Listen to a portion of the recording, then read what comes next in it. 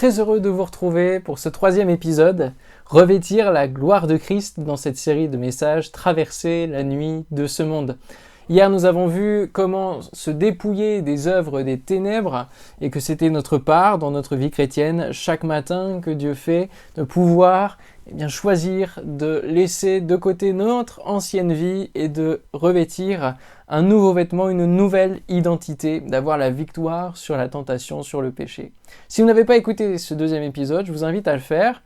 Parfois on préfère écouter des prédications qui ont un titre super, comme revêtir la gloire de Christ. Ça attire peut-être plus que se dépouiller des ténèbres, et pourtant le dépouillement est nécessaire pour pouvoir se revêtir ensuite de la gloire de Christ.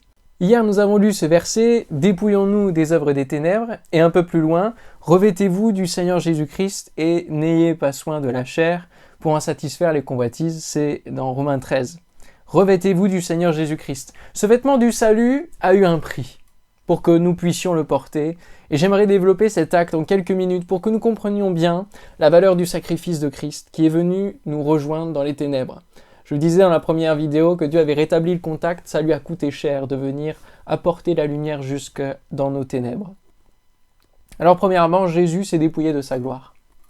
Et pour cela, je lirai cette descente puis cette remontée que l'on peut lire dans Philippiens chapitre 2, versets 5 à 16. « Ayez en vous les sentiments qui étaient en Jésus-Christ, lequel, existant en forme de Dieu, n'a point regardé comme une proie arrachée d'être égal avec Dieu, mais s'est dépouillé lui-même, en prenant une forme de serviteur, en devenant semblable aux hommes, et ayant paru comme un simple homme, il s'est humilié lui-même, se rendant obéissant jusqu'à la mort, même jusqu'à la mort de la croix. » Voilà, on est descendu au plus bas de ce qu'il pouvait descendre niveau humilité. C'est pourquoi Dieu l'a souverainement élevé. Et il lui a donné le nom qui est au-dessus de tout nom, afin qu'au nom de Jésus, tout genou fléchisse dans les cieux, sur la terre et sous la terre, et que toute langue confesse que Jésus-Christ est Seigneur, à la gloire de Dieu le Père. Ainsi, mes bien-aimés, comme vous avez toujours obéi, travaillez à votre salut avec crainte et tremblement, non seulement comme à ma présence, mais bien plus encore maintenant que je suis absent, c'est l'apôtre qui parle, car c'est Dieu qui produit en vous le vouloir et le faire selon son bon plaisir. Quand on a du mal à prendre la victoire et à se dépouiller, faisons appel à Dieu qui nous aide, qui nous donne le vouloir et le faire. Faites toutes choses sans murmure ni hésitation, afin que vous soyez irréprochables et purs, des enfants de Dieu irrépréhensibles au milieu d'une génération perverse et corrompue, autrement dit, dans la nuit, parmi laquelle vous brillez comme des flambeaux dans le monde, portant la parole de vie, et je pourrai me glorifier au jour de Christ de n'avoir pas couru en vain ni travaillé en vain. Amen. Voilà, nous avons vu cette descente puis cette remontée. Dieu l'a souverainement élevé, Jésus. Il a quitté sa gloire, il s'est dépouillé de sa gloire pour descendre sur cette terre, et puis Dieu l'en a revêtu ensuite. Et pendant cette terre, qu'est-ce qu'il a fait? Il n'a cessé de glorifier le Père, d'élever le Père, d'être en communion avec le Père. Et notre rôle aujourd'hui, à nous qui sommes chrétiens, c'est de glorifier Christ. Prendre le relais de glorifier Christ, de glorifier le Père. C'est un véritable point d'ancrage dans notre vie. Une vie chrétienne sans Christ, ce n'est pas une vie chrétienne. Et pas seulement au niveau de notre conversion, mais tout au long de notre vie chrétienne. L'apôtre Paul, qui vivait les mêmes choses que nous et qui a vu Jésus dans une grande lumière à sa conversion, exhortait la jeune génération représentée par Timothée à se souvenir de Jésus-Christ. Étonnant, vous me direz, que ce conseil « Souviens-toi de Jésus-Christ ». Comment oublier? Nous sommes tellement dans notre activité, bien que chrétienne, que nous oublions vite le sens de ce que nous faisons et qui nous suivons. Et parfois, c'est Christ qui doit nous suivre plutôt que l'inverse, tellement nous faisons ce qui nous semble bon, même chrétiens, même avec les meilleures intentions du monde.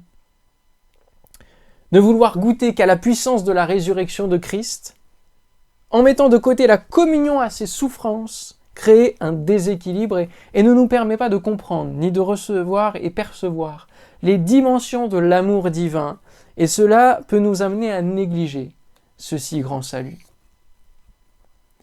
Jésus s'est dépouillé, ne l'oublions jamais. Ce si grand sacrifice, ce si grand prix, C'est nous qui devions payer pour notre vie, pour nos péchés. Nous qui devions être sur la croix. Et c'est lui qui a pris notre place. Il a pris notre châtiment, notre condamnation, nous dit Ésaïe 53. Il a tout pris sur lui pour que nous puissions avoir la paix, la liberté. N'oublions jamais, comme nous n'oublions jamais ceux qui se sont sacrifiés dans les différentes guerres pour le prix de la liberté, Jésus s'est livré pour le prix de notre liberté spirituelle et éternelle. Il s'est dépouillé dans un but, c'est pour que la fiancée la reflète. Je vous ai dit hier, en conclusion, que nous allions parler de cette image de la fiancée. Oui, parce que toute cette œuvre a commencé par notre création. Et cette création est le fruit de l'amour divin. Et tout ce que Dieu fait jusqu'à aujourd'hui et ce qu'il fera encore, il le fait comme un Père aimant, désirant une relation de cœur à cœur avec chacun d'entre nous. Il n'y a qu'à lire la parabole du Fils prodigue dans l'évangile de Luc au chapitre 15 pour s'en apercevoir. Il est un Père qui pardonne, un Père aimant, qui ne veut pas châtier pour châtier, mais qui est juste dans son jugement. Avant que Jésus vienne et que l'Église existe et soit l'extension du peuple de Dieu, Dieu s'est réuni des hommes fidèles qui vont former un peuple à son image pour le refléter, et ce depuis Abraham. Et nous voyons tout au long de la Bible, surtout dans l'Ancien Testament, un peuple qui marche à la lumière de Dieu, bon an, mal an. Ce peuple oscille entre tant de relations avec Dieu qui va les guider, comme la sortie d'Égypte pendant la nuit, instituant la première Pâque. Ils vont marcher dans le désert, le jour et aussi la nuit, derrière une colonne de feu. Et puis, d'autres moments où ils vont rejeter Dieu, ils vont perdre leur repère, ils vont être attirés par d'autres dieux, ils vont s'en construire. Ne voyant pas Dieu de leurs propres yeux physiques, ils vont les construire pour pouvoir les voir dans du bois, dans de la pierre. Et ils vont le rejeter, et ça va donner la déportation à Babylone, par exemple. Ils ne vont pas être guidés, ils vont être guidés par eux-mêmes et ça va les amener à la détresse. Et ils vont crier à Dieu et Dieu va les secourir. Et on va osciller comme ça entre ces deux choses. Les prophètes, nous l'avons vu, étaient là pour rappeler les paroles qui donnent la voie à suivre, la ligne de conduite, la lumière pour avoir la vie. Nous pouvons entendre ainsi le prophète Ésaïe déclamer au chapitre 9 de son livre « Mais les ténèbres ne régneront pas toujours sur la terre, où il y a maintenant des angoisses. » Et je crois qu'on est encore dans ces temps. « Si les temps passés ont couvert d'opprobre le pays de Zabulon et le pays de Nephtali, les temps à venir couvriront de gloire la contrée voisine de la mer, au-delà du Jourdain, le territoire des nations. » Le peuple qui marchait dans les ténèbres voit une grande lumière. Sur ceux qui habitaient le pays de l'ombre de la mort, une lumière resplendit. Tu rends le peuple nombreux, tu lui accordes de grandes joies, il se réjouit devant toi comme on se réjouit à la moisson, comme on pousse des cris d'allégresse au partage du butin. Car le joug qui pesait sur lui, le bâton qui frappait son dos, la verge de celui qui l'opprimait, tu les brises comme à la journée de Madian. Car toute chaussure qu'on porte dans la mêlée et tout vêtement guerrier roulé dans le sang seront livrés aux flammes pour être dévorés par le feu. Car un enfant nous est né, un fils nous est donné, et la domination reposera sur son épaule. On l'appellera admirable, conseiller, Dieu puissant, Père éternel, Prince de la paix.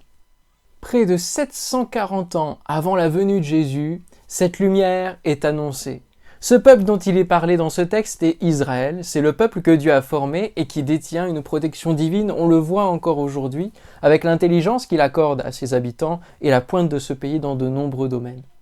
Ce n'est pas parce qu'il est le peuple de Dieu qu'il est excusable dans tout, qu'il fait tout bien et qu'il peut se permettre de faire de mauvaises choses.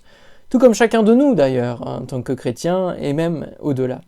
Et oui, parce qu'à ce peuple s'ajoute l'Église qui a cru en cette lumière envoyée par Dieu et qui forme le peuple connecté à Dieu grâce à Christ. Seulement, le peuple d'Israël ne reconnaît pas Jésus, n'a pas reconnu cette lumière, c'est ce qu'expliquent les évangiles et les épîtres, ils n'ont pas reconnu cette lumière. Et ils ont encore un voile devant leurs yeux. Ils ont une part de la connaissance divine, mais ils n'ont pas toute chose.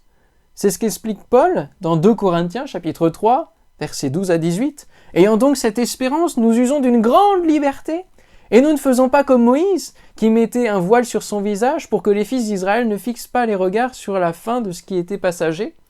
Là, je vous explique. Moïse allait sur la montagne à la rencontre de Dieu, il ne se faisait pas de faux dieux comme a fait le peuple.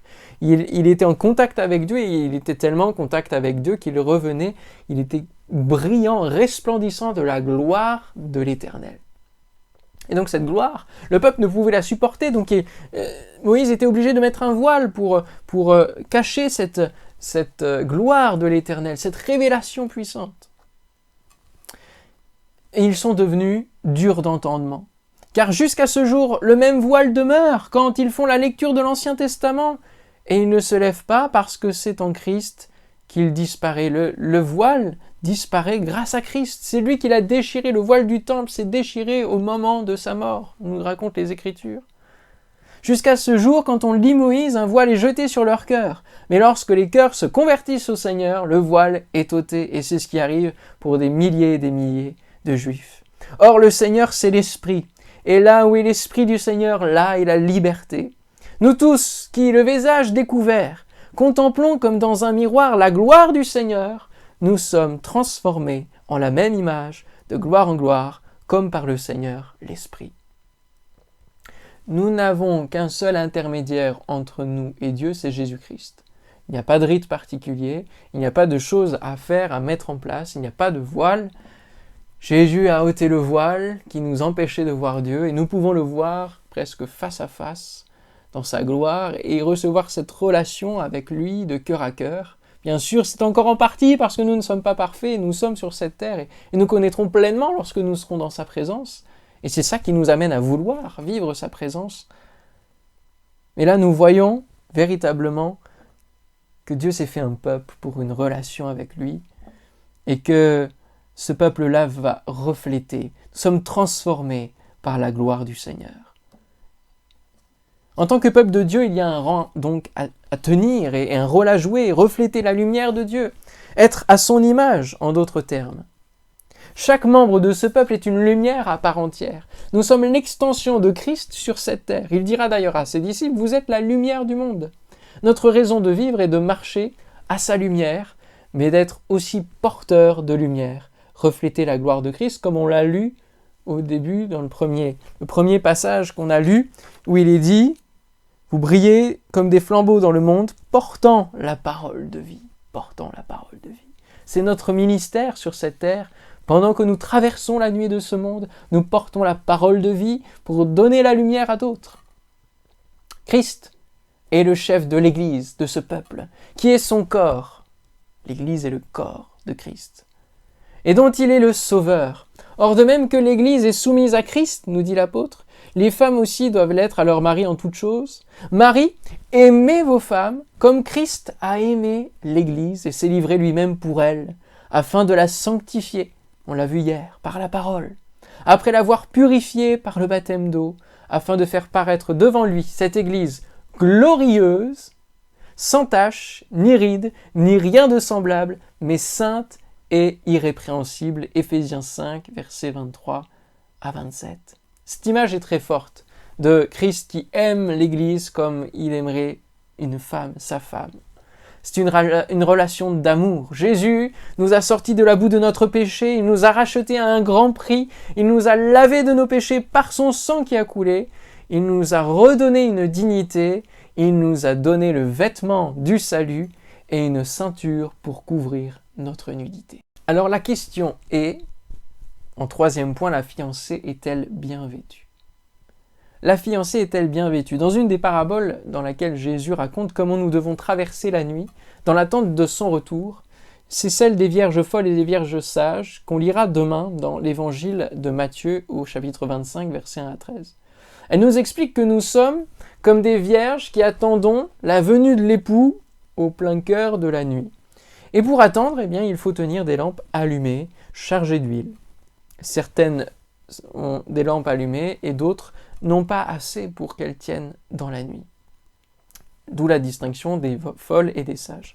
Nous nous attarderons demain sur les lampes qui nous permettent d'attendre l'époux, mais là je voulais insister sur l'image de la fiancée qui nous donne une révélation très particulière et que l'on retrouve à différentes reprises, notamment, encore une fois, dans les prophètes. Le problème pour Dieu est que sur cette terre, comme je l'ai dit pour le peuple d'Israël, il y a de multiples tentations pour la fiancée d'aller voir ailleurs. Elle découvre cette liberté d'aller goûter au plaisir et ne voit pas forcément le danger de se fourvoyer à nouveau. Quand on a la lumière, on a l'impression qu'on peut aller partout, sauf qu'il y a un faisceau de lumière. Et on ne peut pas voir tout à l'avance. Et c'est important de bien garder et rester sur le chemin étroit et périlleux. C'est comme si, pour traverser la nuit, nous étions sur un chemin de montagne. Nous ne pouvons pas nous permettre d'aller à droite, à gauche, sans qu'il y ait un possible danger. Alors, le cœur de la fiancée parfois s'éloigne. Son fiancé n'est plus la priorité. L'état de son cœur fluctue. Et nous sommes ainsi dans ce monde, nous, le peuple de Dieu, nous, les chrétiens, et que ce soit collectivement, que ce soit personnellement, notre cœur peut fluctuer. Connaissons la grâce de Dieu, la liberté, et nous vaquons comme si nous nous appartenions encore, alors que Dieu a fait de nous son trésor et que nous lui appartenons. Nous sommes sa joie, son trésor, mais nous oublions souvent un élément capital à mettre autour du vêtement du salut. Lorsque nous nous levons chaque matin et que nous bénissons le Seigneur de nous avoir sauvés, il est important d'ajouter un élément que nous allons voir, c'est la ceinture. Je vous invite à lire avec moi Jérémie chapitre 13 versets 1 à 11 pour mieux comprendre de quoi je vais vous parler. Jérémie est un prophète qui va être conduit par Dieu à faire certaines choses et à dire certaines choses. Et il va dire: ainsi m'a parlé l'Éternel. Va, achète-toi une ceinture de lin et mets-la sur tes reins. Mais ne la trempe pas dans l'eau. J'ai acheté la ceinture selon la parole de l'Éternel, je la mis sur mes reins. La parole de l'Éternel me fut adressée une seconde fois en ces mots: prends la ceinture que tu as achetée, qui est sur tes reins, lève-toi, va vers l'Euphrate, et là, cache-la dans la fente d'un rocher. J'allais, je la cachai près de l'Euphrate, comme l'Éternel me l'avait ordonné. L'Euphrate, c'est un fleuve. Plusieurs jours après, l'Éternel me dit: lève-toi, va vers l'Euphrate, et là, prends la ceinture que je t'avais ordonné d'y cacher. J'allai vers l'Euphrate, je fouillai, et je pris la ceinture dans le lieu où je l'avais cachée. Mais voici, la ceinture était gâtée, et elle n'était plus bonne à rien. La parole de l'Éternel me fut adressée en ces mots: ainsi parle l'Éternel. C'est ainsi que je détruirai l'orgueil de Juda et l'orgueil immense de Jérusalem. Ce méchant peuple qui refuse d'écouter mes paroles, qui suit les penchants de son cœur, et qui va après d'autres dieux pour les servir et se prosterner devant eux, qu'ils deviennent comme cette ceinture, qui n'est plus bonne à rien. Car comme on attache la ceinture au rein d'un homme, ainsi je m'étais attaché à toute la maison d'Israël et toute la maison de Juda, dit l'Éternel, afin qu'elle soit mon peuple, mon nom, ma louange et ma gloire. Mais ils ne m'ont point écouté. Plusieurs choses à retirer de ce texte. C'est que nous voyons plusieurs fois dans les prophètes que Dieu compare donc son peuple à une fiancée, que bien souvent son peuple en allant vers d'autres dieux, c'est comme si il l'a trompé. Et vous comprenez la colère de Dieu et la tristesse à la fois d'être trompé par d'autres dieux qui ne vont rien apporter à son peuple. Rien du tout. L'importance de cette ceinture est capitale pour notre vie chrétienne. La pratique des orientaux, pour ne pas être gênés dans leurs mouvements, serraient leurs longs vêtements flottants avec une ceinture de cuir au début d'une journée de travail. Et j'ai remarqué qu'au niveau du mariage, la ceinture était souvent offerte une semaine avant le mariage par le fiancé à la fiancée pour ensuite la détacher à la nuit de noces. Et sur cette ceinture, finalement, c'était le signe qu'elle allait lui appartenir et qu'ils étaient liés tous les deux dans un engagement qui allait se conclure. Sauf que sans cette ceinture, notre nudité se voit et nous sommes vulnérables. Et bien souvent, nous sommes sauvés, mais nous continuons à vaquer comme si nous appartenions à nous-mêmes, et c'est comme si nous marchions nus, sans vêtements. C'est inutile. Il n'y a aucune cohérence entre le salut que Christ nous a donné, l'honneur, la dignité, et puis notre comportement. Alors, dans Jérémie 2,32, il est dit: la jeune fille oublie-t-elle ses ornements, la fiancée sa ceinture, et mon peuple m'a oublié depuis des jours sans nombre. Dieu désire que nous soyons son nom, sa louange, sa gloire, son peuple, un peuple qui reflète la lumière. Mais nous sommes loin, vaquant à de nombreuses occupations tout au long de la journée. La ceinture est un symbole de consécration et c'est là qu'il nous faut comprendre. Surtout après les temps que nous avons vécu de crise du coronavirus, le confinement, nous avons vu que tout pouvait s'arrêter, que tout ce que nous pouvons construire peut s'écrouler en un instant. Les économies, les projets, tout peut s'arrêter. C'est là que nous comprenons qu'il est important de se consacrer véritablement à l'Éternel et que chaque jour que Dieu crée, nous puissions appliquer notre cœur à la sagesse pour pouvoir l'utiliser et répondre à la volonté du Père et lui être agréable. Ce n'est pas facile de discerner la volonté, mais cela demande un renouvellement de notre intelligence et de ne pas se conformer au siècle présent, ne pas se conformer à la nuit qui nous environne, mais d'être différent, de marquer la différence. La consécration, on se donne tout entier, corps, âme, esprit, et cela est confirmé par l'alliance qui est passée au doigt ensuite. Et ça, c'est lorsqu'il y aura les noces dans le ciel, lorsque nous rencontrerons l'époux, et que nous ferons plus qu'un. Comment êtes-vous vêtus ?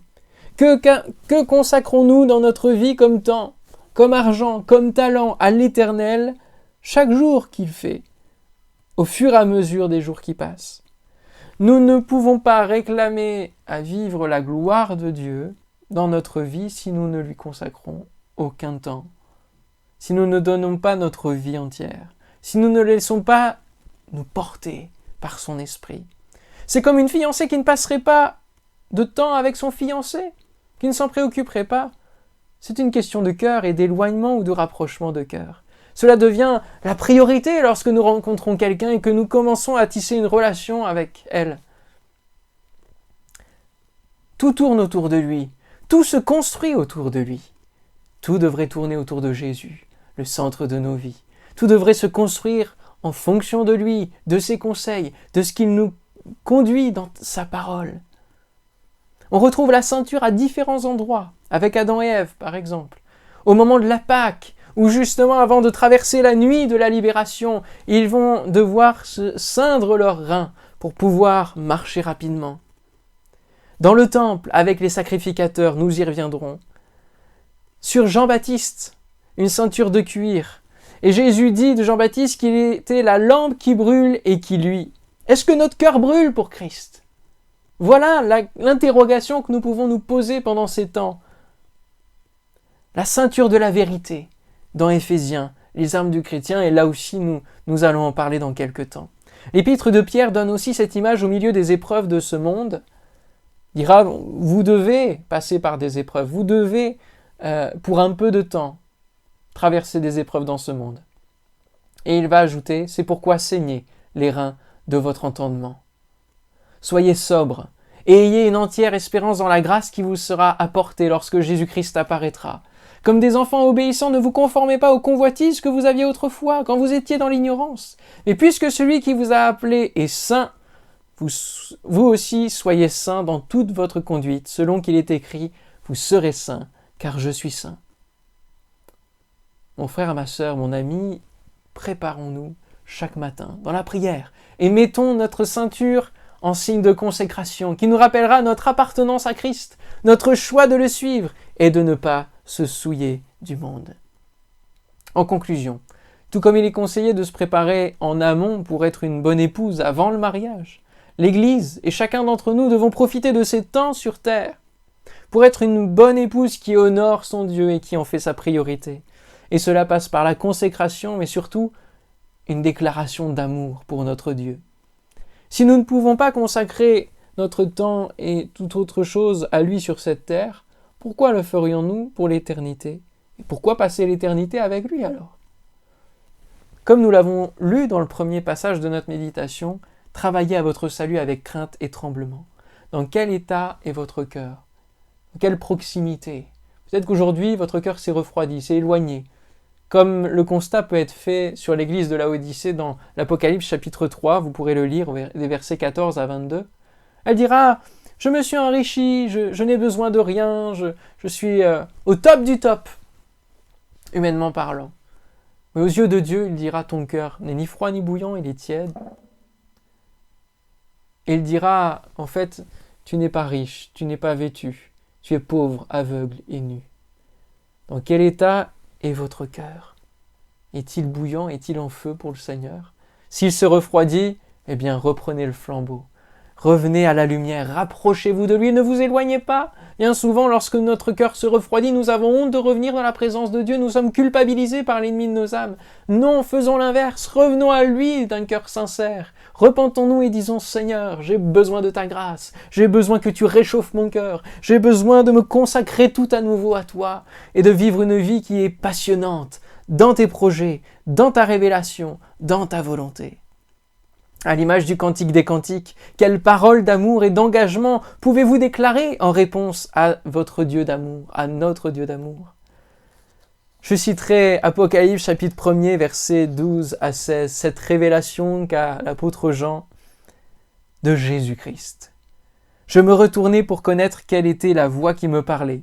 Et après m'être retourné, je vis 7 chandeliers d'or, et au milieu des 7 chandeliers, quelqu'un qui ressemblait à un fils d'homme, vêtu d'une longue robe, et ayant une ceinture d'or sur la poitrine. Sa tête et ses cheveux étaient blancs comme de la laine blanche, comme de la neige. Ses yeux étaient comme une flamme de feu. Ses pieds étaient semblables à de l'airain ardent, comme s'il eût été embrasé dans une fournaise. Et sa voix était comme le bruit de grandes eaux. Il avait dans sa main droite 7 étoiles. De sa bouche sortait une épée aiguë à 2 tranchants. Et son visage était comme le soleil lorsqu'il brille dans sa force. Quelle grande et merveilleuse vision qu'a eue l'apôtre Jean, et qui doit nous donner envie de connaître cet homme, ce fils d'homme et ce fils de Dieu, Jésus-Christ, et de connaître la gloire de Dieu. Alors revêtez-vous de la gloire de Dieu en allant dans sa présence, en ayant un cœur à cœur, en retrouvant cette relation d'amour, ce feu qui brûle dans votre cœur. Que le Seigneur vous bénisse. On se retrouve demain pour encore une suite, pour traverser la nuit de ce monde.